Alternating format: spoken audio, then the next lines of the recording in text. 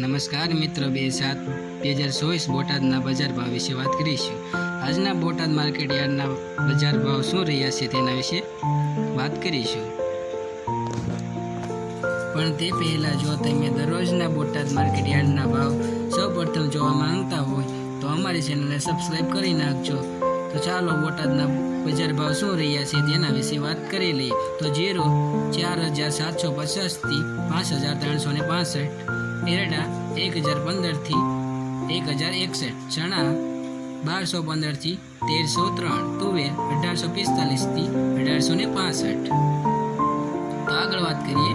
ધાણા 1,155 થી 1,455, જુવાર 868 થી 878, વરિયાળી 1,185 થી 1,375, તલ સફેદ 2,210 થી 2,490, ઘઉં ટુકડા 470 થી 545, કપાસ 1,300 થી 1,560.